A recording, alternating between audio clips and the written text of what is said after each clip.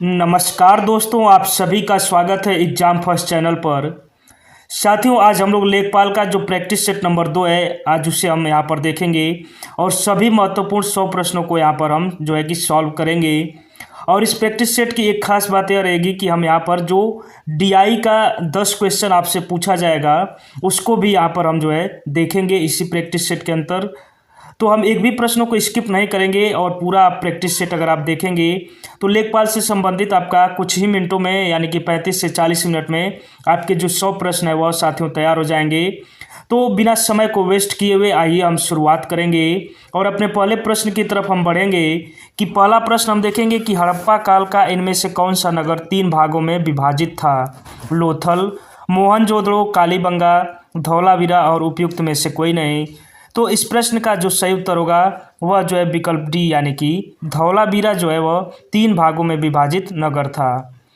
हड़प्पा काल का पूरा स्थल धौलावीरा गुजरात के कच्छ के रण के मध्य स्थित द्वीप खादिर में स्थित है। धौलावीरा 3 भागों में विभाजित था और धौलावीरा की खोज जो है 1967-68 में जेपी जोशी ने की थी और धौलावीरा से ही विशाल जलाशय के साक्ष्य प्राप्त हुए हैं। तो यहाँ पर आपसे यह प्रश्न भी पूछा जा सकता है कि धौलावीरा जो साइट है उसकी खोज किसने की थी। तो यह जो है जेपी जोशी ने। और धौलावीरा किस राज्य में स्थित है, तो यह गुजरात राज्य में स्थित है। तो इस तरह से आपने प्रश्न नंबर 1 से 2-3 फैक्ट्स को और भी देख लिया। तो आप जो है साथियों एक काम करेंगे कि अपने साथ में एक नोटबुक ले लेंगे और उसमें जो यह कीवर्ड्स हैं इनको आप जो है नोट करते हुए चलेंगे ताकि जो है फैक्ट्स हैं वो आपको लंबे समय तक याद रहें। अब हम अपने प्रश्न नंबर 2 की तरफ बढ़ेंगे दोस्तों कि किसके शासनकाल में इब्न बतूता जो है वह भारत आया था। इल्तुतमिश के, मोहम्मद बिन तुगलक के, इब्राहिम लोदी के और अकबर के। तो यहाँ पर हमको यह बताना है कि किसके शासनकाल में इब्न बतूता जो है वह भारत आया था। आप सभी साथी इस प्रश्न का अपने दिमाग में उत्तर सोचेंगे और कमेंट भी अगर हो सके तो आप कमेंट भी करेंगे। तो इस प्रश्न का जो सही उत्तर है दोस्तों वह विकल्प बी यानी कि मोहम्मद बिन तुगलक। अब यहाँ से पूरा हम व्याख्या इसका देख लेते हैं कि इब्न बतूता। तो दोस्तों जो इब्न बतूता है वह 1333 ईस्वी में मोहम्मद बिन तुगलक के काल में भारत आया था और वह मोरक्को जो उत्तरी अफ्रीका में पड़ता है उसी का निवासी था। इसका मूल नाम शेख फतह अब्दुल्ला या अब्दुल्ला मोहम्मद बिन बतूता था और मोहम्मद बिन तुगलक ने उसे दिल्ली का काजी नियुक्त किया था। और 1342 ईस्वी में मोहम्मद तुगलक अपना राजदूत बनाकर उसको चीन भेजा था। और जो सबसे महत्वपूर्ण है कि उसने अपना यात्रा वृतांत रेहला नामक ग्रंथ में लिपिबद्ध किया था। तो यह प्रश्न भी कई बार दोस्तों पूछा जाता है कि जो रेहला नामक ग्रंथ है वह किसके द्वारा लिखा गया था। तो वह जो है दोस्तों इब्न बतूता के द्वारा लिखा गया था। अब साथियों हम प्रश्न नंबर 3 की तरफ बढ़ेंगे कि निम्नलिखित में से किसे अंग्रेजों द्वारा शुरू किए गए सबसे महत्वपूर्ण योगदानों में से एक माना जाता है। यानी कि अंग्रेजों ने जो कौन ऐसा काम किया है जो सबसे महत्वपूर्ण है योगदान में भारत के लिए। तो शिपिंग, रेलवे, वृक्षारोपण और खान, बैंकिंग और बीमा। तो साथियों आप जो है अगर हिंदुस्तान में रहते हैं तो आप रेलवे की उपयोगिता जानते होंगे। तो यह जो है अंग्रेज़ों के द्वारा भारत को दिया गया एक बहुत बड़ा गिफ्ट है जो रेलवे ने की शुरुआत अंग्रेज़ों ने करी थी। अब इस प्रश्न का थोड़ा सा व्याख्या हम देख लेंगे कि रेलवे को अंग्रेज़ों द्वारा शुरू किए गए सबसे महत्वपूर्ण योगदानों में से एक माना जाता है। और भारत में रेलवे सर्वप्रथम 16 अप्रैल 1853 को लॉर्ड डलहौजी के द्वारा 1848 से 56 जिसका जो टेन्योर था उसी के काल में बम्बई से थाने के बीच 34 किलोमीटर तक रेलवे जो है पहली बार चलाई गई थी। तो आज से कुछ साल पहले यह प्रश्न जो है परीक्षाओं का फेवरेट प्रश्न था कि लॉर्ड की रेलवे जो है किसके कार्यकाल में शुरू की गई थी और कहाँ से कहाँ तक चलाई गई थी और कितने किलोमीटर तक चलाई गई थी। तो इस फैक्ट को आप सभी साथी जरूर याद रखेंगे। अगला प्रश्न नंबर 4 हम यहाँ पर देखेंगे दोस्तों कि सिपाही विद्रोह किस वर्ष शुरू हुआ था। 1920 में, 1857 में, 1935 में और 1842 में। तो आप सभी साथी इस प्रश्न का उत्तर देंगे। तो इसका जो सबसे अच्छा जो सटीक उत्तर है वह विकल्प बी यानी कि 1857 में। अब व्याख्या अगर हम यहाँ पर देखें तो 1857 के विद्रोह को सिपाही विद्रोह के नाम से जाना जाता है। अब ये हुआ क्यों था, तो ब्रिटिश सरकार ने 1857 में सैनिकों के प्रयोग के लिए ब्राउन बैश के स्थान पर एनफील्ड राइफल का प्रयोग शुरू करवाया, जिसमें कारतूस को लगाने से पूर्व दांत से खींचना पड़ता था। चूंकि कारतूस में गाय और सूअर दोनों की चर्बी लगी थी, इसलिए हिंदू और मुस्लिम सैनिक भड़क उठे और परिणाम स्वरूप 1857 के सिपाही विद्रोह की शुरुआत हुई। तो वह जो कारतूस थी उसको मुंह से लगाना पड़ता था और वहाँ पर इस तरह की जो चर्चाएं होने लगी कि इसमें जो है गाय और सूअर दोनों की चर्बी लगी थी, और जो हिंदुओं के लिए गाय और मुसलमान जो है वह सूअर, इन दोनों की चर्बी से दोनों का अलग अलग जो है वहाँ से उनका संबंध था। तो यह दोनों के लिए जो है उनके धर्म के खिलाफ था, इसलिए जो है 1857 का विद्रोह जो है वह शुरू हुआ था। प्रश्न नंबर 5 हम यहाँ पर दोस्तों देखेंगे कि भारतीय राष्ट्रीय कांग्रेस के अधिवेशन की सर्वप्रथम किस मुसलमान ने अध्यक्षता की? लियाकत अली खान, सर सैयद अली खान, मौलाना आज़ाद, बदरुद्दीन तैयब जी और उपयुक्त में से कोई नहीं। तो इस प्रश्न का जो सही उत्तर होगा वह दोस्तों विकल्प डी यानी कि बदरुद्दीन तैयब जी। अब व्याख्या यहाँ पर देखेंगे कि भारतीय राष्ट्रीय कांग्रेस भारत का सबसे प्राचीन राजनीतिक दल है। इसकी स्थापना 28 दिसंबर 1885 को ए.ओ. ह्यूम द्वारा की गई थी, जिसका प्रथम अध्यक्ष व्योमेश चंद्र बैनर्जी थे, और सन 1887 ईस्वी के मद्रास अधिवेशन के अध्यक्ष बदरुद्दीन तैयब जी थे, जो भारतीय राष्ट्रीय कांग्रेस के प्रथम मुस्लिम अध्यक्ष थे। प्रश्न नंबर 6 देखेंगे कि निम्नलिखित में से कौन भारत के संविधान की मुख्य विशेषता नहीं है? त्रिस्तरीय सरकार, सार्वभौमिक व्यस्त मताधिकार, राज्य नीति के निदेशक सिद्धांत और सबसे छोटा लिखित संविधान। तो इस प्रश्न का जो सही उत्तर होगा वह विकल्प डी यानी कि जो सबसे छोटा लिखित संविधान है, यह भारतीय संविधान की मुख्य विशेषता नहीं है। बाकी त्रिस्तरीय सरकार, सार्वभौमिक व्यस्क मताधिकार और राज्य के नीति के निदेशक सिद्धांत, यह सभी जो है भारत के संविधान की मुख्य विशेषताओं में से एक हैं। अगला प्रश्न देखेंगे कि त्रिपुरा को कब भारत के पूर्ण राज्य का दर्जा दिया गया? तो साथियों, इस तरह के प्रश्न आजकल जो है ट्रेंड में है, तो इन सब प्रश्नों को आप जो है अच्छे से ध्यान से देखते चलेंगे। 1956, 1972, 1975 और 1947। तो दोस्तों इस प्रश्न का जो सही उत्तर होगा वह विकल्प बी यानी कि 1972। त्रिपुरा जो है वर्ष 1972 में पूर्ण राज्य बना। त्रिपुरा एक उत्तर पूर्वी राज्य है और यह देश का तीसरा सबसे छोटा राज्य है। त्रिपुरा 1 जुलाई 1963 से केंद्र शासित प्रदेश था, जो 21 जनवरी 1972 को पूर्ण राज्य बन गया, और त्रिपुरा की राजधानी जो है अगरतला है। अगला प्रश्न यहाँ पर देखेंगे कि भारतीय संविधान का कौन सा अनुच्छेद राज्य सरकारों को ग्राम पंचायतों के आयोजन के लिए निर्देशित करता है? अनुच्छेद 38, अनुच्छेद 40, अनुच्छेद 44 और अनुच्छेद 46। तो इस प्रश्न का जो सही उत्तर है दोस्तों वह विकल्प बी यानी कि अनुच्छेद 40 जो है वह भारत सरकार को ग्राम पंचायतों के आयोजन के लिए निर्देशित करता है। तो यहाँ पर और जो है विकल्प उनको हम देख लेते हैं। तो जो अनुच्छेद 38 है वह राज्य द्वारा सामाजिक कल्याण को बढ़ावा देना। अनुच्छेद 40 का संबंध ग्राम पंचायतों के प्रावधान से है। अनुच्छेद 44 का संबंध सामान्य नागरिक संहिता से है, और अनुच्छेद 46 जो है वह समाज के कमजोर वर्ग यानी कि SC ST के शैक्षिक एवं आर्थिक हितों को बढ़ावा देने से संबंधित है। अगला प्रश्न कि निम्नलिखित विकल्पों में से कौन सा सही ढंग से ग्रहों को उनके आकार के अवरोही क्रम को दर्शाता है, यानी कि घटते क्रम को दर्शाता है? मंगल, पृथ्वी, शनि और बुध, बृहस्पति, यूरेनस, शनि और शुक्र, यूरेनस, पृथ्वी, मंगल और बुध, और शनि, बृहस्पति, पृथ्वी तथा शुक्र। तो इस प्रश्न का जो उत्तर होगा वह विकल्प सी यानी कि यूरेनस, पृथ्वी, मंगल और बुध। आकार के अनुसार ग्रहों का क्रम जो घटते क्रम में है, तो सबसे पहले बृहस्पति आता है, उसके बाद शनि आता है, उसके बाद अरुण आता है जिसे यूरेनस कहते हैं, उसके बाद वरुण आता है जिसे नेपच्यून कहते हैं, उसके बाद पृथ्वी ग्रह, शुक्र, मंगल एवं बुध। अर्थात हम यह कह सकते हैं कि जो सबसे बड़ा ग्रह है वह बृहस्पति एवं जो सबसे छोटा ग्रह है वह बुध है। अब साथियों अगला प्रश्न हम देखेंगे कि ग्रेनेडा स्थित है कहाँ पर? प्रशांत महासागर में, कैरिबियन सागर में, हिंद महासागर में और भूमध्य सागर में।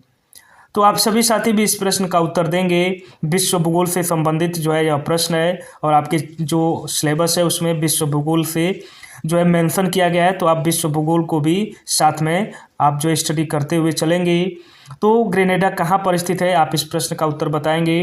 तो इस प्रश्न का जो सही उत्तर है वह विकल्प बी यानी कि कैरिबियन सागर में।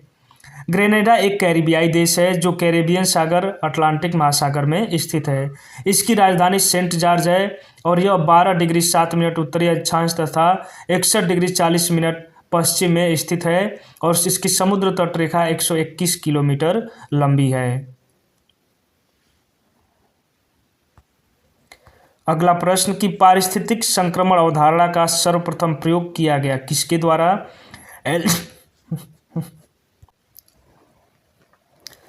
तो एल्टन के द्वारा, बेनेट के द्वारा, बर्कले के द्वारा और रेडजिल के द्वारा। तो इस प्रश्न का जो दोस्तों सही उत्तर होगा वह विकल्प बी यानी कि बेनेट के द्वारा पारिस्थितिक संक्रमण अवधारणा का जो है सर्वप्रथम प्रयोग किया गया। पारिस्थितिकी संक्रमण अवधारणा का सर्वप्रथम प्रयोग बेनेट के द्वारा 1976 में किया गया था और पारिस्थितिक संक्रमण से तात्पर्य मानव और उसके भौतिक वातावरण के बीच संबंधों के अध्ययन से है। अगला प्रश्न कि भारत सरकार द्वारा पर्यावरण के परिरक्षण यानी कि संरक्षण अधिनियम कब पारित किया गया था? 1986, 1974, 1981 और 1971 में।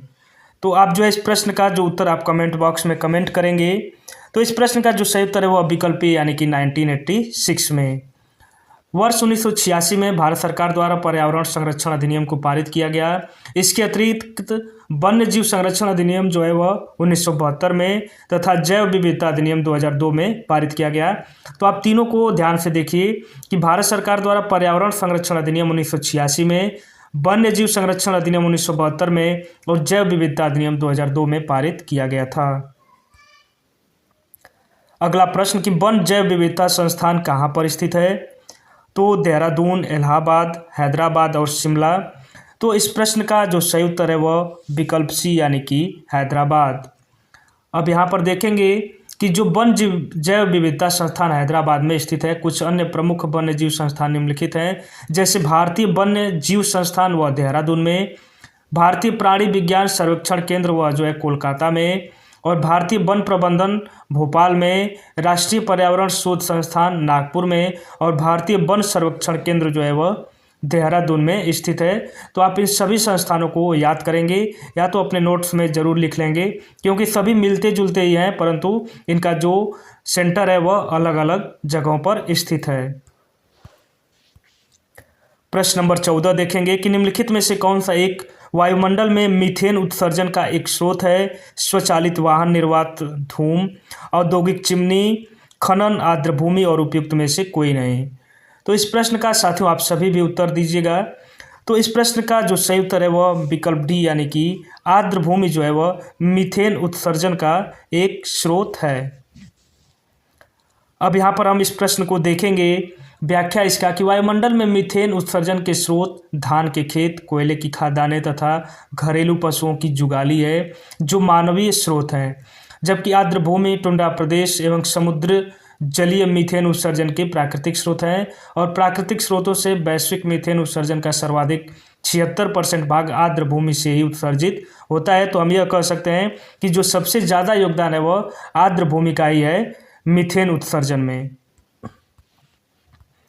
प्रश्न नंबर 15 देखेंगे कि निम्न में से कौन सा उत्तर प्रदेश का उच्चतम बिंदु है? तो यहाँ पर हमें पूरे यूपी का जो सबसे उच्चतम बिंदु है उसको बताना है। कैमूर की पहाड़ियाँ, अमसोट चोटी, सोनपुर पहाड़ियाँ और महादेव की पहाड़ियाँ। तो इस प्रश्न का जो साथियों सही उत्तर होगा वह विकल्प बी यानी कि अमसोट चोटी जो है वह उत्तर प्रदेश का उच्चतम बिंदु है जो शिवालिक पहाड़ियों का एक हिस्सा है और यह चोटी जो है वह सहारनपुर जिले में स्थित है। प्रश्न नंबर 16 देखेंगे दोस्तों यहाँ पर कि उत्तर प्रदेश के निम्नलिखित शहरों में से सबसे छोटा वन अभ्यारण्य कहाँ पर स्थित है? तो राष्ट्रीय चंबल अभ्यारण्य इटावा, पटवा वन्यजीव अभ्यारण्य एटा, सुहेलवा वन्यजीव अभ्यारण्य बलरामपुर, सुर सरोवर अभ्यारण्य आगरा। तो इस प्रश्न का जो सही उत्तर है वह विकल्प बी यानी कि पटवा नहीं होता है साथियों, यहाँ पर पटना होता है। यहाँ पर जो है पटवा की जगह पटना लिखना चाहिए। तो इस प्रश्न का जो सही उत्तर है वह विकल्प बी यानी कि पटना वन्यजीव अभ्यारण्य एटा। पटना पश्चिम बिहार उत्तर प्रदेश का सबसे छोटा वन अभ्यारण्य है। यह एटा जिले में स्थित है और इसकी स्थापना 1991 ईस्वी में हुई थी और इसका क्षेत्रफल मात्र 108 हेक्टेयर है। प्रश्न नंबर 17 देखेंगे कि लेजर प्रिंटर में घूमते हुए ड्रम पर चार्ज वितरण क्या बनाता है? प्रिंट हेड से गर्मी, लेजर बीम, मैनुअल समायोजन और स्याही कर अनुप्रयोग। तो इस प्रश्न का जो सही उत्तर है वह दोस्तों विकल्प बी यानी कि लेजर बीम बनाता है।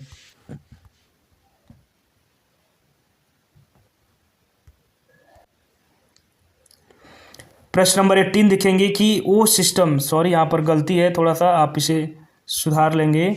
ओएस यानी कि ऑपरेटिंग सिस्टम में डिवाइस ड्राइव का प्राथमिक कार्य क्या है? यहाँ पर ऑपरेटिंग सिस्टम पूरा लिखा हुआ है कि ऑपरेटिंग सिस्टम में डिवाइस ड्राइव का प्राथमिक कार्य क्या है? ऑपरेटिंग सिस्टम चलाने के लिए प्रोसेसर की गति बढ़ाना, ऑपरेटिंग सिस्टम और हार्डवेयर उपकरणों के बीच मध्यस्थ के रूप में कार्य करना और यूजर लेवल कमांड को असेंबली कोड में परिवर्तित करना और अनुप्रयोगों के लिए सिस्टम मेमोरी एलोकेशन का प्रबंधन करना। तो इस प्रश्न का जो दोस्तों सही उत्तर होगा वह विकल्प बी यानी कि ऑपरेटिंग सिस्टम और हार्डवेयर उपकरणों के बीच मध्यस्थ के रूप में कार्य करता है जो डिवाइस ड्राइवर होता है। प्रश्न नंबर 19 देखेंगे कि दक्षिणी उत्तर प्रदेश का औरैया जिला प्रमुख रूप से किसका उत्पादक है? यह आपको बताना है। तो गुड़ का, शहद का, शुद्ध देसी घी का, हींग का। तो जो औरैया जिला है दोस्तों वह जो है विकल्प सी यानी कि शुद्ध देसी घी का उत्पादक जिला है। दक्षिणी उत्तर प्रदेश का औरैया जिला शुद्ध देसी घी के लिए प्रसिद्ध है और यह जिला कानपुर मंडल के अंतर्गत आता है। और गुड़ का प्रमुख उत्पादक जिला अयोध्या, मुजफ्फरनगर तथा हींग का प्रमुख उत्पादक जिला हाथरस है। तो आप जो है यह प्रश्न भी याद करेंगे कि जो औरैया जिला है वह कानपुर मंडल के अंतर्गत आता है। हींग का प्रमुख उत्पादक जिला जो है वह हाथरस है। उत्तर प्रदेश में सीमेंट फैक्ट्रियां कहाँ पर स्थित हैं? विकल्प ए मंसूरपुर और नवाबगंज, नोएडा और साहिबाबाद, चुर्क और डल्ला, बरेली और रामपुर। तो इस प्रश्न का आप सभी साथी जो है मैं उम्मीद करूंगा कि आप सभी इस प्रश्न का उत्तर जानते होंगे। तो इस प्रश्न का जो सही उत्तर है वह विकल्प सी यानी कि चुर्क और डल्ला में। उत्तर प्रदेश का कौन सा शहर चिकनकारी साड़ियाँ नामक सुंदर कढ़ाई वाले साड़ियों के लिए प्रसिद्ध है? मुरादाबाद, लखनऊ, मेरठ और प्रयागराज। तो आप सभी दोस्त इस प्रश्न का उत्तर जरूर जानते ही होंगे। तो आइए इस प्रश्न का जो सही उत्तर है उसको हम यहाँ पर टिक करते हैं। तो इस प्रश्न का सही उत्तर वह विकल्प बी यानी कि लखनऊ जो है चिकनकारी कढ़ाई के लिए प्रसिद्ध जिला है। उत्तर प्रदेश से किस जिले में हीरे का निष्कर्षण प्राप्त किया जाता है? तो इस प्रश्न का आप सभी साथी जो है सही उत्तर बताएंगे। बांदा से, ललितपुर से, जालौन से और हमीरपुर से। तो साथियों इस प्रश्न का जो सही उत्तर होगा वह विकल्प यानी कि बांदा जिले से होता है। उत्तर प्रदेश के बांदा जिले में हीरे का निष्कर्षण किया जाता है। ललितपुर में यूरेनियम, हमीरपुर में सेलखड़ी और मिर्जापुर में बलुआ पत्थर और प्रयागराज में सिलिका सैंड पाया जाता है। इलाहाबाद और प्रयागराज में 1857 में विद्रोह का नेतृत्व किसने किया था? तो इस प्रश्न का जो सही उत्तर है वह विकल्प बी यानी कि लियाकत अली ने इलाहाबाद से विद्रोह का नेतृत्व किया था। बाकी और जो केंद्र थे 1857 के और वहाँ से किसने नेतृत्व किया था, तो इस जो टॉपिक से हमेशा परीक्षाओं में प्रश्न बनने की उम्मीद रहती है। तो आइए यहाँ से हम देख लेते हैं। जो 1857 के प्रमुख विद्रोह के केंद्र थे वह उसमें झांसी था। तो झांसी से जो नेतृत्व है वह रानी लक्ष्मीबाई और तात्या टोपे के द्वारा, इलाहाबाद से लियाकत अली के द्वारा, जगदीशपुर से कुंवर सिंह के द्वारा और कानपुर से नाना साहब के द्वारा जो है विद्रोह का नेतृत्व किया गया था। निम्नलिखित में से कौन सा नेता भारत धर्म महामंडल यानी 1902 से जुड़े थे? पंडित मदन मोहन मालवीय, वीरेशलिंगम पंटुलू, गोपाल कृष्ण गोखले और जीवी देवधर। तो साथियों इस प्रश्न का जो सही उत्तर होगा वह विकल्प ए यानी कि पंडित मदन मोहन मालवीय जी जो है भारत धर्म महामंडल से जुड़े थे। उत्तर प्रदेश में वैष्णववाद के सनकादि संप्रदाय का संस्थापक कौन था? निम्बार्क, रामानुज, विष्णु स्वामी और माधवाचार्य। तो इस प्रश्न का जो सही उत्तर होगा वह विकल्प ए यानी कि निम्बार्क जो है वह उत्तर प्रदेश में वैष्णववाद के सनकादिक संप्रदाय के संस्थापक थे। और इस संप्रदाय के अन्य नाम हंस संप्रदाय तथा देवर्ष संप्रदाय है और निम्बार्क संप्रदाय भारत के प्रमुख संप्रदायों में गिना जाता है।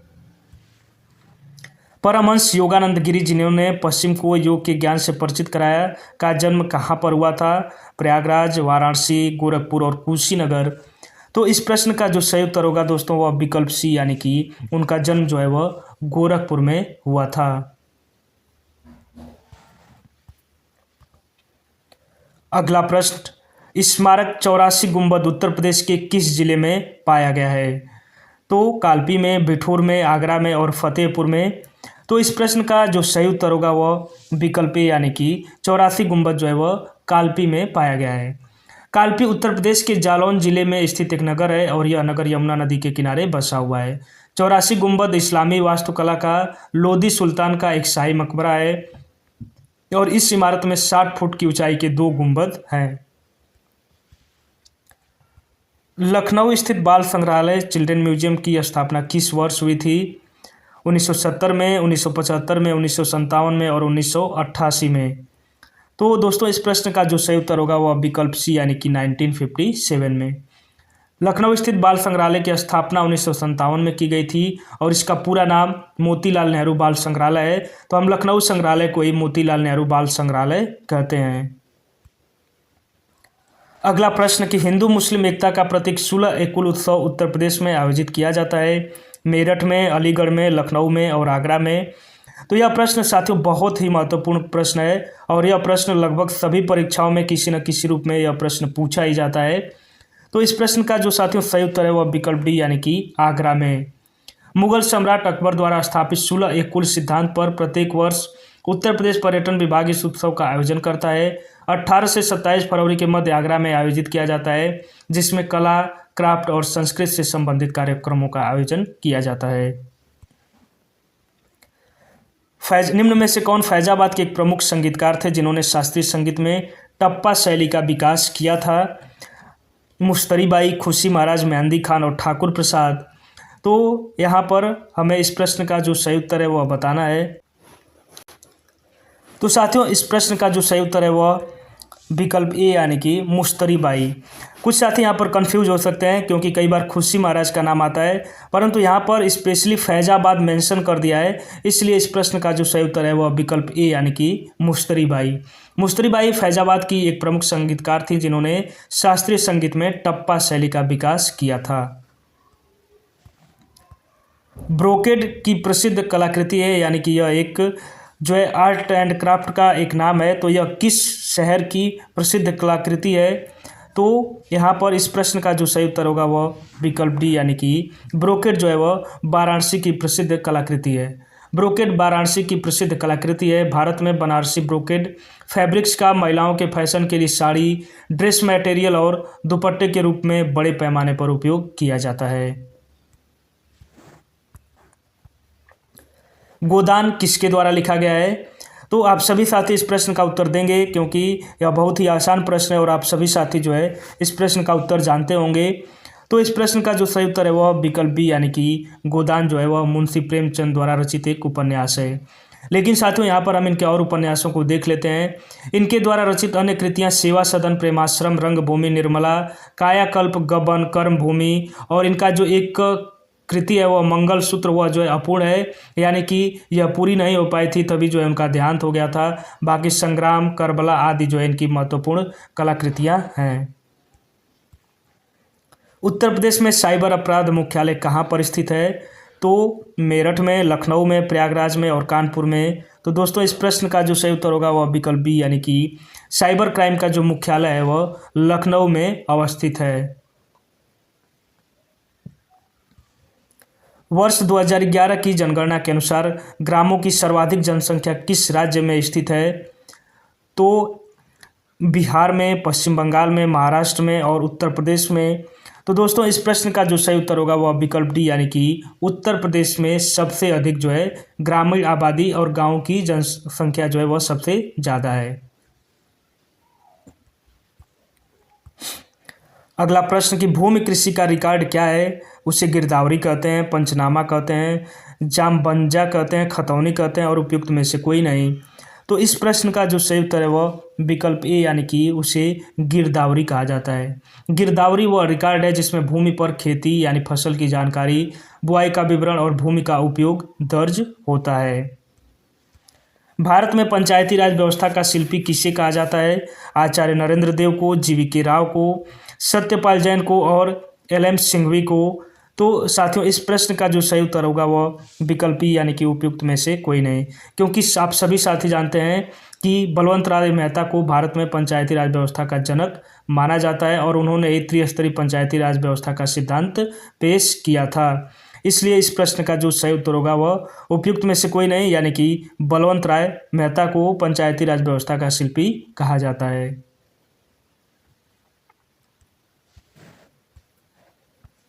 अगला प्रश्न हम यहाँ पर देखेंगे कि राष्ट्रीय ग्रामीण स्वास्थ्य मिशन का शुभारंभ हुआ था। कब हुआ था? 15 अगस्त 2002 को, 31 मार्च 2003 को, 18 जून 2004 और 12 अप्रैल 2005। तो दोस्तों इस प्रश्न का जो सही उत्तर है वह विकल्प डी यानी कि 12 अप्रैल 2005। राष्ट्रीय ग्रामीण स्वास्थ्य मिशन यानी कि NRHM की शुरुआत 12 अप्रैल 2005 को तत्कालीन प्रधानमंत्री डॉक्टर मनमोहन सिंह द्वारा की गई थी। महाजनी प्रथा का सर्वप्रथम उल्लेख निम्नलिखित में से किस प्राचीन ग्रंथ में हुआ? तो साथियों इस प्रश्न का जो सही उत्तर है वह विकल्पी यानी कि महाजनी प्रथा का सर्वप्रथम उल्लेख शतपथ ब्राह्मण में देखने को मिलता है। अध्यक्ष महानगर पालिका को लिखा जाने वाला पत्र, शिकायत पत्र किस श्रेणी में आएगा? व्यावसायिक पत्र, कार्यालयी पत्र, संपादकीय पत्र और व्यक्तिगत पत्र। तो दोस्तों इस प्रश्न का जो सही उत्तर होगा वह विकल्प बी यानी कि वह जो है कार्यालयी पत्र के अंतर्गत आएगा। अध्यक्ष महानगर पालिका को लिखा जाने वाला शिकायती पत्र कार्यालयी पत्र की श्रेणी में आएगा। वे ध्वनियाँ जिनके योग स्वर एवं व्यंजन किसी के साथ नहीं किया जा सकता परंतु हिंदी वर्णों में आवश्यक हैं कहलाती हैं अयुग्वा, अंतस्थ, स्पर्श ध्वनियाँ और ऊष्म ध्वनियाँ। तो इस प्रश्न का जो सही उत्तर है वह विकल्पी यानी कि उनको जो है अयोग्वा ध्वनियाँ कहा जाता है। वे ध्वनियाँ जिनका योग स्वर एवं व्यंजन किसी के साथ नहीं किया जा सकता परंतु हिंदी वर्णों में आवश्यक हैं अयोग्वा कहलाती हैं, जैसे अंग जिसे अनुस्वार कहा जाता है और अ जिसे विसर्ग कहा जाता है। प्रश्न नंबर 41 देखेंगे कि ये जो साइन दिया है इसका क्या नाम है, यह बताना है कि यह जो है कौन सा विराम चिन्ह है? इतिश्री, तुल्यता, लाघव और लोप। तो दोस्तों इस प्रश्न का जो सही उत्तर है वह विकल्पी यानी कि यह जो है इतश्री का चिन्ह है। इस चिन्ह को इतश्री या समाप्ति बोधक चिन्ह कहते हैं और हिंदी में जो अन्य विराम चिन्ह होते हैं उसमें लाघव चिन्ह आता है, लोप सूचक चिन्ह आता है, पूर्ण विराम आता है, अल्प विराम आता है, योजक चिन्ह आता है, विवरण चिन्ह आता है और विस्मय चिन्ह आता है।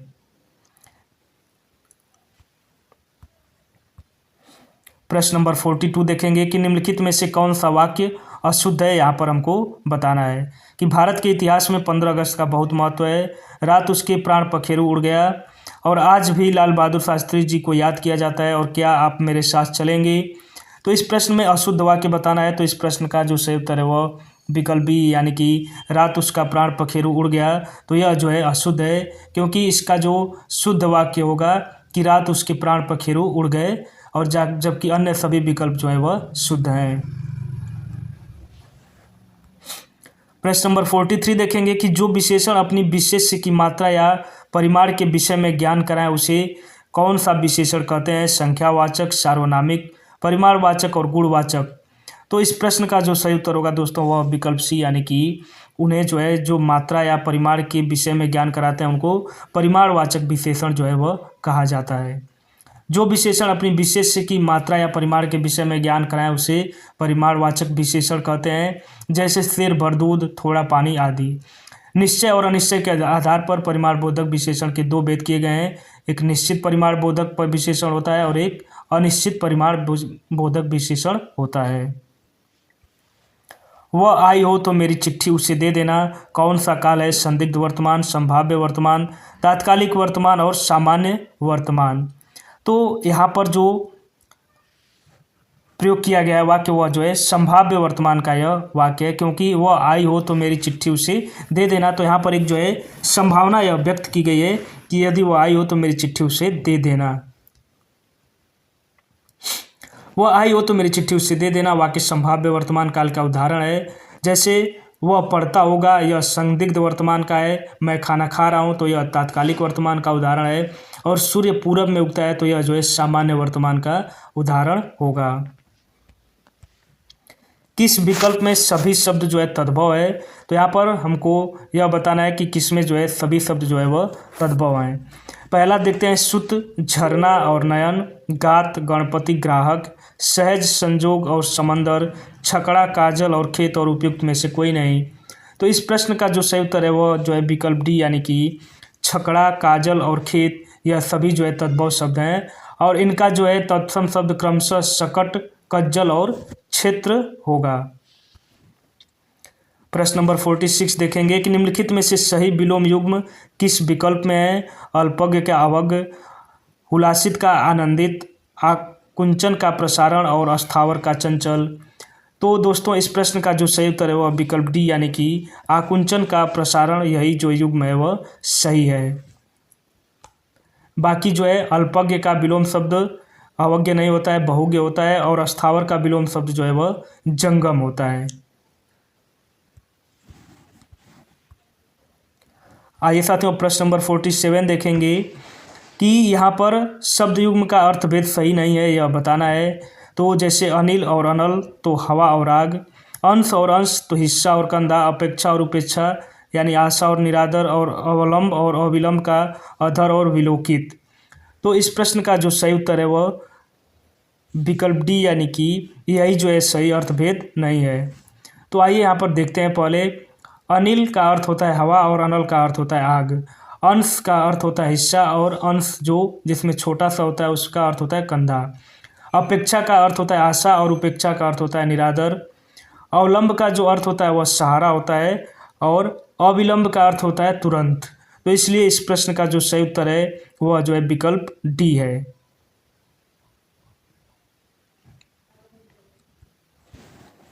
प्रश्न नंबर 48 देखेंगे कि पर्ण कुटी का विग्रह होगा।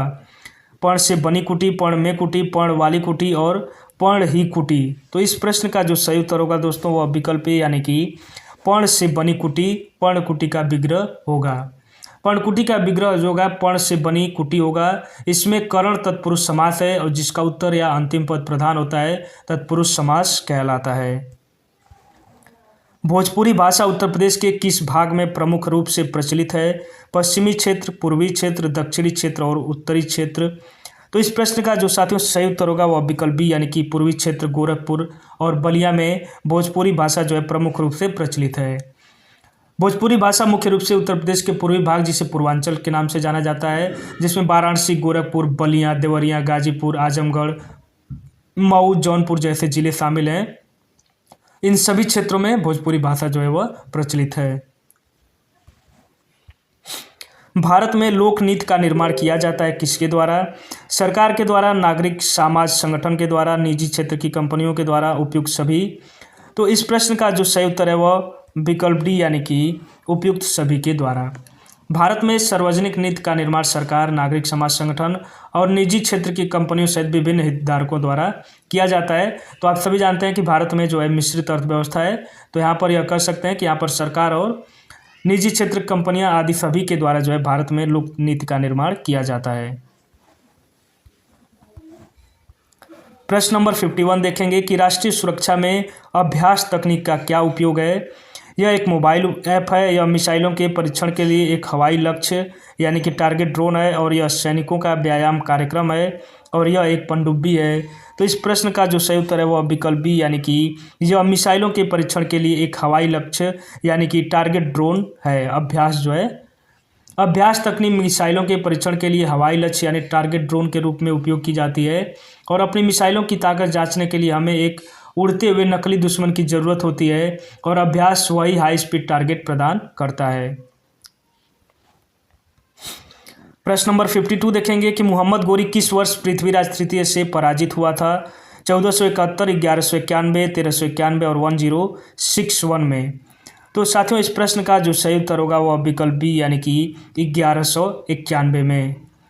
पृथ्वीराज चौहान तृतीय ने 1191 ईस्वी में तराइन के प्रथम युद्ध में मुस्लिम शासक शहाबुद्दीन मोहम्मद गोरी को पराजित किया। परंतु तराइन के दूसरे युद्ध में 1192 में वह मोहम्मद गोरी से पराजित हो गए और भारत में तुर्क राज्य की स्थापना वहीं से शुरुआत मानी जाती है। बंगाल की खाड़ी में चक्रवात ज़्यादातर किस माह में आते हैं? तो अगस्त, सितंबर, जनवरी, फरवरी, अक्टूबर, नवंबर और अप्रैल और मई में। तो इस प्रश्न का जो साथियों सही उत्तर होगा वह विकल्प सी यानी कि अक्टूबर और नवंबर माह में बंगाल की खाड़ी में चक्रवात जो है ज़्यादातर आते हैं।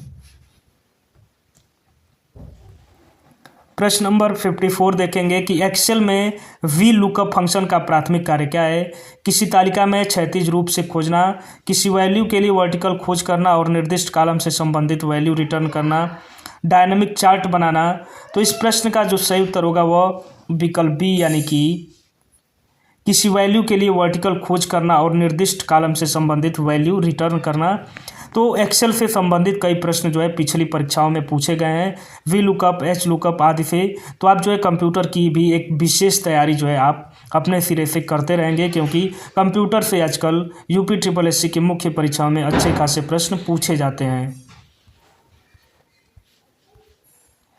प्रश्न नंबर 55 देखेंगे कि MS वर्ड में कौन सी सुविधा आपको दस्तावेजों के विभिन्न अनुभागों में फॉर्मेटिंग विशेषताओं जैसे फॉन्ट, रंग और रिक्ति के एक सेट को परिभाषित करने और लगातार लागू करने की अनुमति देता है? फॉर्मेटिंग पेंटर,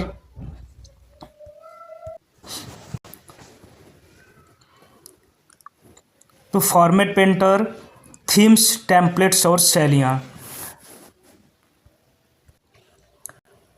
तो इसका जो सही उत्तर होगा दोस्तों वह जो है विकल्प डी यानी कि शैलियाँ जो है यह अनुमति देता है। अब शैलियाँ या आप तो हिंदी में लिखा है तो इसको हम स्टाइलस कहते हैं। MS वर्ड में शैलियाँ यानी कि स्टाइलस की सुविधा डॉक्यूमेंट के विभिन्न अनुभागों जैसे हेडिंग, पैराग्राफ के लिए फॉन्ट, रंग, रिक्ति और अन्य फॉर्मेटिंग विशेषताओं के एक सेट के रूप में परिभाषित करने और लगातार लागू करने की अनुमति देता है। यह सुविधा डॉक्यूमेंट में एकरूपता बनाए रखने और फॉर्मेटिंग को त्वरित रूप से अपडेट करने में मदद करती है। दोस्तों अब प्रश्न नंबर 56 देखेंगे कि ईमेल अटैचमेंट भेजने के लिए निम्नलिखित में से कौन सा नवीनतम और सर्वोत्तम मानक है? MIME, अनइनकोडिंग, ASCII और बिनहेक्स उपयुक्त में से कोई नहीं। तो दोस्तों इस प्रश्न का जो सही उत्तर होगा वह विकल्प यानी कि MIME। अब MIME का फुल फॉर्म क्या होता है? तो वह जो होता है multipurpose internet mail extension. Email द्वारा मल्टीमीडिया कंटेंट जैसे कि टेक्स्ट, इमेज, ऑडियो, वीडियो और अटैचमेंट फाइल भेजने के लिए नवीनतम और सर्वोत्तम मानक है। तो वह जो है MIME है। और MIME का आप सभी दोस्त जो है कमेंट बॉक्स में फुल फॉर्म आप सभी जो है लिखेंगे।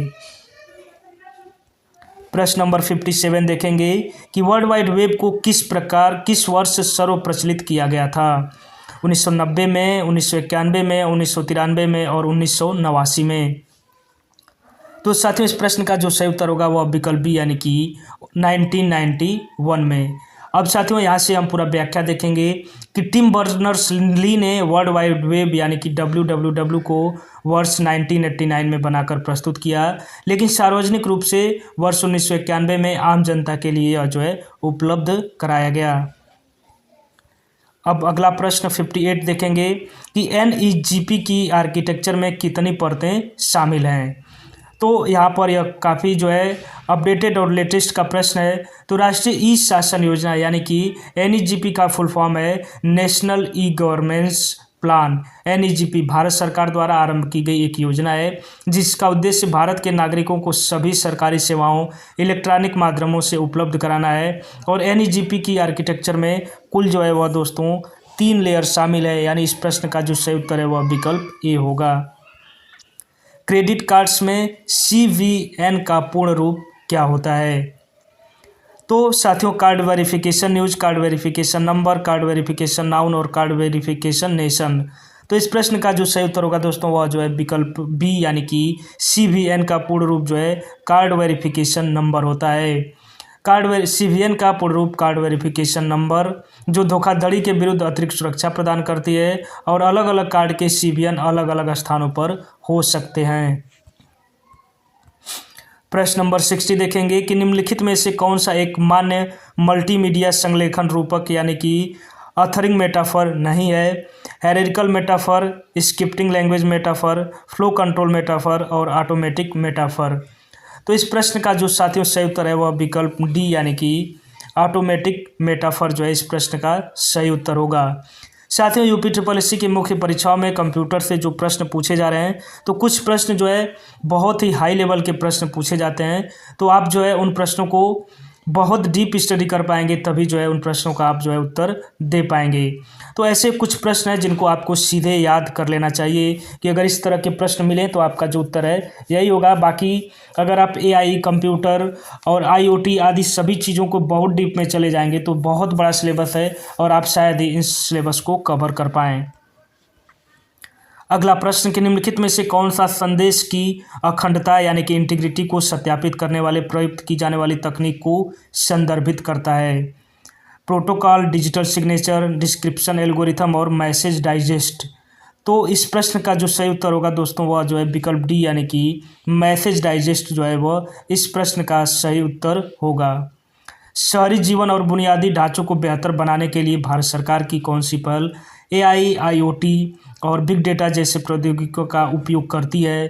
तो इस प्रश्न का दोस्तों जो सही उत्तर है वह विकल्प सी यानी कि स्मार्ट सिटीज मिशन में इन सभी चीज़ों का उपयोग किया जाता है, जिसमें एआई, आईओटी और बिग डेटा जैसी नवीन तकनीकियों का उपयोग किया जाता है।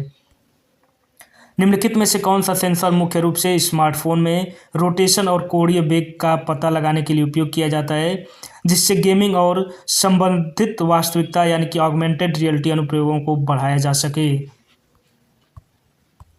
बैरोमीटर, मैग्नेटोमीटर, प्रॉक्सिमिटी सेंसर और जो है जाइरोस्कोप।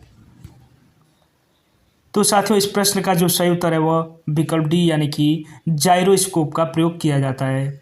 जाइरोस्कोप सेंसर मुख्य रूप से स्मार्टफोनों में रोटेशन और कोणीय वेग का पता लगाने के लिए उपयोग किया जाता है। यह सेंसर गेमिंग, ऑगमेंटेड रियलिटी और अन्य मोशन सेंसिटिव एप्लीकेशन में महत्वपूर्ण भूमिका निभाता है, जबकि प्रॉक्सिमिटी सेंसर फोन और उपयोगकर्ता के बीच की दूरी को पहचानता है। निम्नलिखित में से कौन सा रीड ओनली मेमोरी यानी रोम का एक प्रकार है?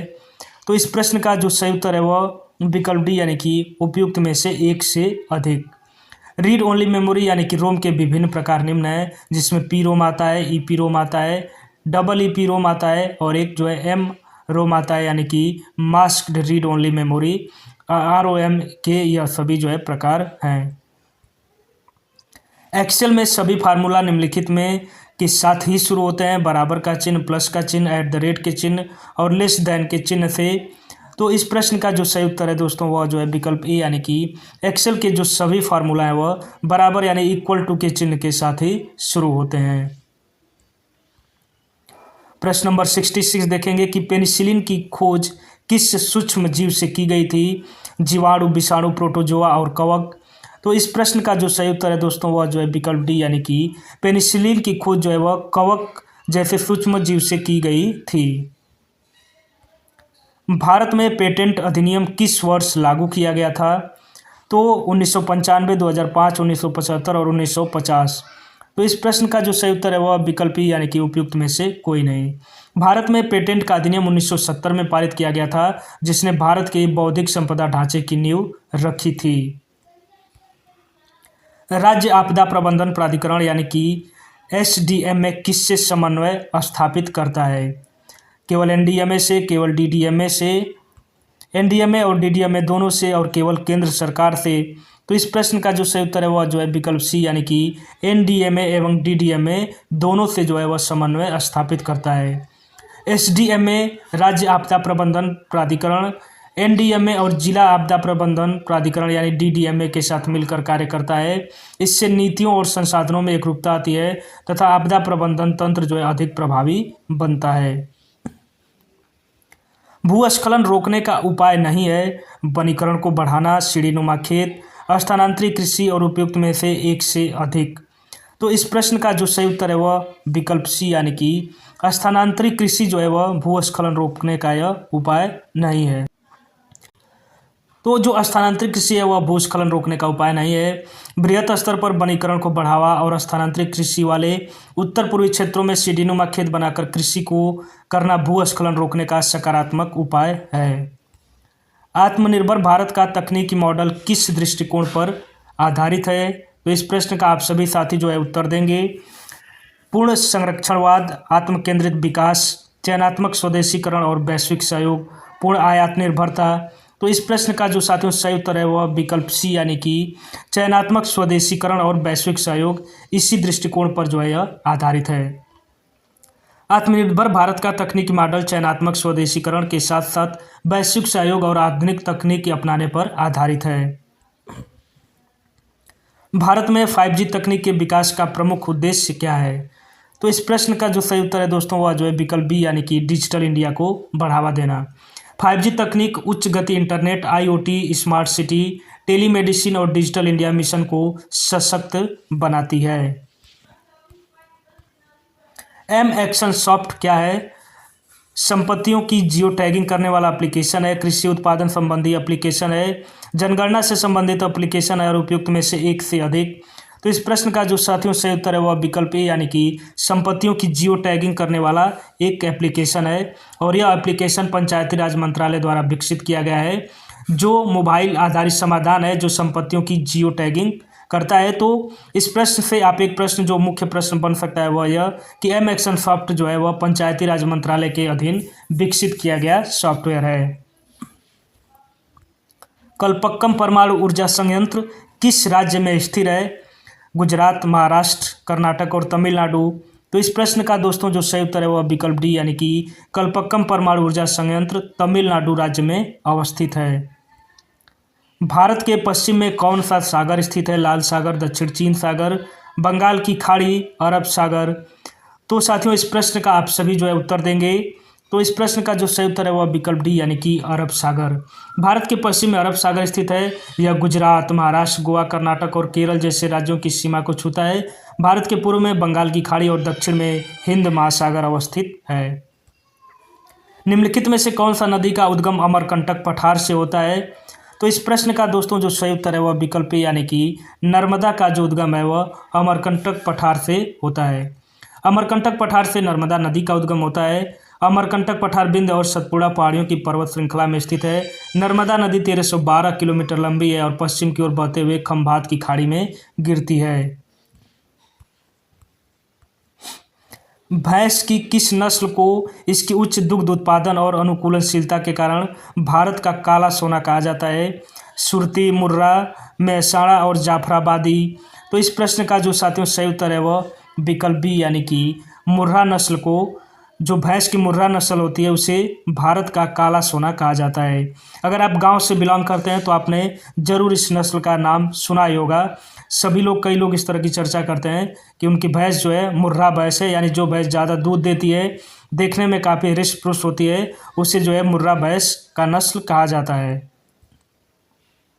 सितंबर 2025 में प्रसिद्ध संगीतकार और गायक जुबिन गर्ग का निधन हो गया। वो किस राज्य से संबंधित थे? उत्तर प्रदेश, असम, महाराष्ट्र और पश्चिम बंगाल। तो यह सभी आपने टीवी में देखा होगा, बहुत चर्चा में इनकी मृत्यु जो थी तो यह जो है असम राज्य से संबंधित थे। सितंबर 2025 में आचार्य देवव्रत ने किस राज्य के राज्यपाल के रूप में शपथ ग्रहण की है? मध्य प्रदेश, महाराष्ट्र, उड़ीसा और केरल। तो इस प्रश्न का जो सही उत्तर होगा दोस्तों वह विकल्प बी यानी कि महाराष्ट्र राज्य का जो है राज्यपाल आचार्य देवव्रत को बनाया गया है। जून 2025 में उत्तर प्रदेश मंत्रिमंडल द्वारा पूर्व अग्निवीरों को राज्य पुलिस बल में कितने प्रतिशत क्षैतिज आरक्षण देने का निर्णय लिया गया है? तो इस प्रश्न का दोस्तों जो सही उत्तर है वह विकल्प यानी कि 20% जो है वह आरक्षण देने का निर्णय लिया गया है। तो साथियों इस प्रैक्टिस सेट की एक अच्छी बात यह है कि इसमें करंट अफेयर्स के भी प्रश्न को इंक्लूड किया गया है। तो आप जो है साथ में करंट अफेयर के प्रश्नों को आप जो है तैयार करते हुए चलेंगे। मजदूर दिवस किस तिथि को मनाया जाता है? तो इस प्रश्न का साथियों आप सभी उत्तर बताएंगे। तो 1 मई को विश्व भर में प्रत्येक वर्ष 1 मई को मजदूर दिवस के रूप में मनाया जाता है। मई 2025 में भारतीय नौसेना की पहली महिला उड़ान प्रशिक्षक किसे बनाया गया? किरण सिंह को, अवनी चतुर्वेदी को, दिव्या शर्मा को और रेखा सिंह को। तो इस प्रश्न का जो साथियों सही उत्तर होगा वह विकल्प सी यानी कि दिव्या शर्मा को बनाया गया। प्रश्न नंबर 82 देखेंगे कि सतत आर्थिक विकास से अभिप्राय है।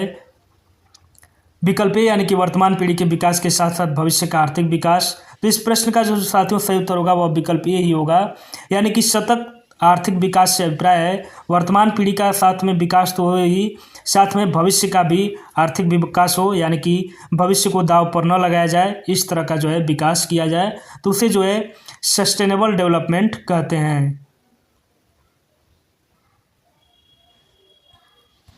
अगला प्रश्न कि निम्नलिखित में से कौन सी वस्तु लोक वस्तु यानी कि पब्लिक गुड नहीं है? सरकारी प्रशासन, राष्ट्रीय सुरक्षा, सड़कें और कारें। तो इस प्रश्न का जो सही उत्तर है वह विकल्प सी यानी कि जो कारें हैं वह पब्लिक गुड्स नहीं है, क्योंकि वह जो है पर्सनल गुड्स होती हैं।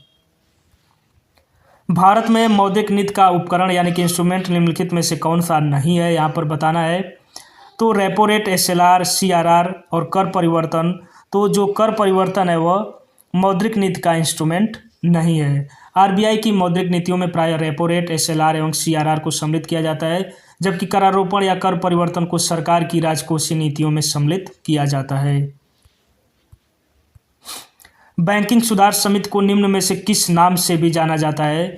तो इस प्रश्न का जो दोस्तों सही उत्तर होगा वह बिल्कुल विकल्प डी यानी कि नरसिंहम समिति के नाम से भी जाना जाता है। भारत में प्रथम उद्योग जिसका विकास हुआ वह है कुटीर, सीमेंट, आयरन और स्टील और अभियांत्रिकी उद्योग। तो इस प्रश्न का जो साथियों सही उत्तर है वह विकल्प है यानी कि कुटीर उद्योग। भारत में सर्वप्रथम कुटीर उद्योग का विकास हुआ। कुटीर उद्योग उसे कहा जाता है जो अंशतः पारिवारिक सदस्यों द्वारा आंशिक अथवा पूर्णकालिक कार्य के रूप में चलाया जाता है, और ऐसे उद्योगों में हस्तक्रिया की प्रधानता होती है, और भारत का सबसे बड़ा कुटीर उद्योग हथकरघा उद्योग है। प्रश्न नंबर 87 देखेंगे कि निम्नलिखित में से कौन सा सही सुमेलित नहीं है, यानी कि यहाँ पर SDG यानी कि सस्टेनेबल डेवलपमेंट गोल को यहाँ पर दिया गया है, तो यह बताना है कि इसमें कौन सा सुमेलित नहीं है। तो साथियों इस प्रश्न का जो सही उत्तर है वह विकल्प सी यानी कि SDG 3 जो है वह लैंगिक समानता, यही जो है सुमेलित नहीं है।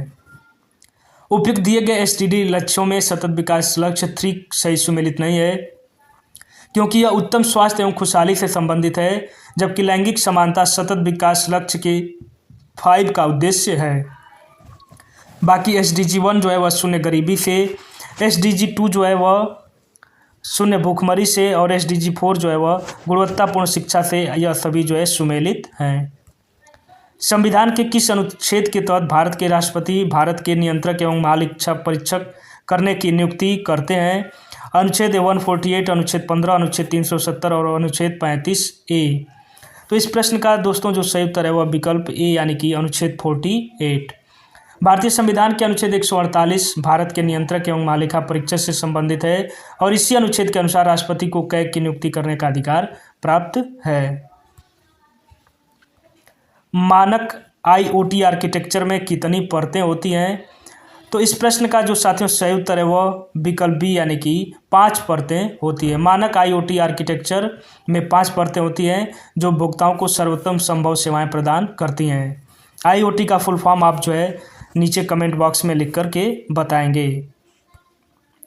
अब साथियों प्रश्न नंबर 90 देखेंगे कि 1 डिस्ट्रिक्ट 1 प्रोडक्ट योजना के संदर्भ में निम्न में से कौन सा युग्म गलत सुमेलित है?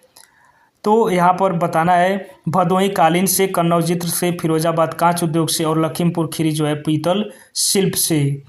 तो इस प्रश्न का जो साथियों सही उत्तर है वह विकल्प डी यानी कि लखीमपुर खीरी पीतल शिल्प, यही जो है गलत सुमेलन है, क्योंकि लखीमपुर खीरी अपने जनजातीय हस्तशिल्प के लिए प्रसिद्ध है, जबकि पीतल शिल्प जो है वह मुरादाबाद से संबंधित है।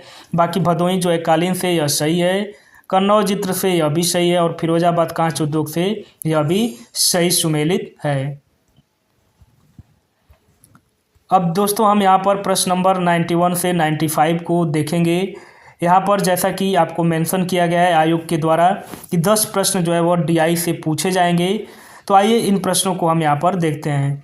तो प्रश्न नंबर 91 से 95 तक थोड़ा साथियों आपको कोऑपरेट करना पड़ेगा, क्योंकि यहाँ पर जो ये DI का जो पूरा बना हुआ रहता है ये काफ़ी लंबे लेवल में बना रहता है, तो एक बार में स्क्रीन पर नहीं आता है, लेकिन फिर भी थोड़ा सा आप कोऑपरेट करेंगे तो आपको चीज़ें समझ में आ जाएगी। एक पुस्तक के प्रकाशन में हुए विभिन्न व्यय आपको दिया हुआ है, बाइंडिंग लागत, उत्पादन लागत, यानी आप टोटल जोड़ेंगे इसको, इस गोले को, तो टोटल ये 100% होगा। अब इसमें प्रश्न देखते हैं, प्रश्न क्या पूछा गया है कि यदि पुस्तकों की एक निश्चित मात्रा के लिए प्रकाशन को मुद्रण लागत के रूप में इतना भुगतान करना पड़ता है। तो साथियों अब यहाँ पर आप सीधे प्रश्न को देखिए, मुद्रण लागत कितना है यहाँ पर, तो मुद्रण की लागत जो है 20% है। तो आप यहाँ से, अब ये प्रश्न बहुत ही आसान हो गया, आप इस प्रश्न को बहुत ही आसानी से लगा पाएंगे कि जो 20% है वह किसके बराबर है, 30,600 के बराबर है। तो अब यहाँ पर हमको यह बताना है कि कागज़ की लागत कितनी होगी। तो 20% जो है वह 30,600 के बराबर है, तो कागज़ की लागत जो है वह 25% है। तो 20%, तो फिर हम 1% निकाल लेंगे। 1% जो है होगा वो क्या होगा, 30,600 अपॉन 20 होगा, और हमें 25% निकालना है, तो इसमें हम 25 का गुणा कर देंगे। तो यहाँ पर इस प्रश्न का जो सही उत्तर होगा वह विकल्प सी, यानी कि 38,250 रुपया।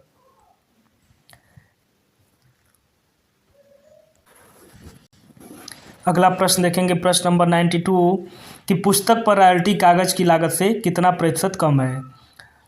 तो यहाँ पर जो है 15% और 25% है, तो 15% 25% से कितना कम है।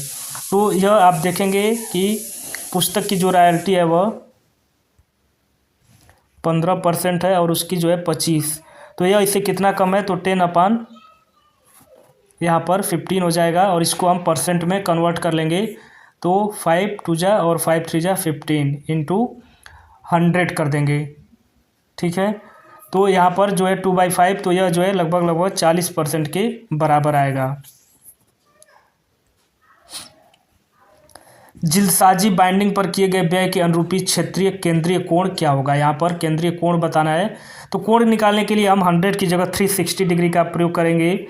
तो यहाँ पर जिल्दसाजी बाइंडिंग किए गए व्यय के अनुरूपी केंद्रीय कोण जो होगा वह, यहाँ पर बाइंडिंग के लिए 20% है, तो हम इसे 20 को 20 अपॉन 100, और हमको एंगल निकालना है। तो जब भी एंगल की बात आएगी तो हम उसे 360 डिग्री, क्योंकि एक जो पूरा गोला है, एक कंप्लीट गोला अगर देखा जाए परसेंटेज में 100% होता है, और डिग्री में देखा जाए तो वह 360 डिग्री होता है। तो इस तरह से अगर साथियों इस तरह से एक कंप्लीट गोला है, तो परसेंट में यह जो है 100% है, और एंगल वाइज जो है यह 360 डिग्री होता है। तो जब भी कोण निकालने की बात आती है तो हम 100 की जगह 360 का यूज करते हैं। तो इस तरह से इस प्रश्न का जो सही उत्तर है वह 72 डिग्री होगा। प्रश्न को मैंने फिर से एक बार यहाँ पर रख लिया है। देखिए बाइंडिंग लागत 20% था, और इसी को एंगल में बताना है, तो 20 अपॉन 100 और इंटू 360 कर देंगे, तो वहाँ पर हमारा जो एंगल निकल के आ जाएगा। अब दोस्तों यहाँ पर हम प्रश्न नंबर 94 देखते हैं क्या है कि कागज़ की लागत के केंद्रीय कोण तथा बाइंडिंग की लागत के केंद्रीय कोण का अनुपात क्या है। तो कागज़ की लागत और केंद्रीय बाइंडिंग की लागत का केंद्रीय कोण का अनुपात हमको यहाँ पर बताना है। तो कागज़ की लागत क्या परसेंट है, 25%। तो यहाँ पर कागज़ की लागत और बाइंडिंग की 25% और 20% को साथ में यहाँ पर बनाना है, ठीक है, कोण में कन्वर्ट करना है। तो कागज़ की लागत 25/100 गुणे 360, और बाइंडिंग की लागत 20 अपॉन 100 इंटू 360। अब इसको हम जो सॉल्व करेंगे तो यह जो है 25 4 और 4 से ये 90, तो 90 और ये 20 2500 और 90:72 आएगा, ठीक है। तो इसे मतलब शॉर्ट में इसका सबसे छोटा रूप में लिखेंगे तो 18 से डिवाइड हो जाएगा, 5:4 जो है इसका आंसर होगा। तो दोस्तों इसका जो आंसर होगा वह 5:4 होगा। यदि 95 देखेंगे कि यदि प्रकाशक को मुद्रण लागत के रूप में 30,600 का भुगतान करना पड़े तो कागज़ की लागत तथा मुद्रण लागत के मध्य अनुपात होगा। तो आप इसे जो है परसेंटेज को कन्वर्ट करके और इस तरह से आसानी से इसको निकाल लेंगे। तो इस प्रश्न का जो सही उत्तर होगा वह विकल्प सी, यानी कि 255:204। अब अगला जो DI है वह 96 से 100 के लिए। यहाँ पर इसको हम देखेंगे कि ग्राफ का अध्ययन कर निम्नलिखित प्रश्नों का उत्तर देना है। यहाँ पर तो कच्चे ऊन का उत्पादन मैट्रिक टन में यहाँ पर दिया हुआ है और वर्ष दिया हुआ है 2013-14 से और 2021 तक का। तो कच्चे ऊन के उत्पादन में उच्चतम वृद्धि का वर्ष था। तो यहाँ पर अगर हम देखा जाए तो यहाँ पर पहले हम विकल्प से देख लेते हैं।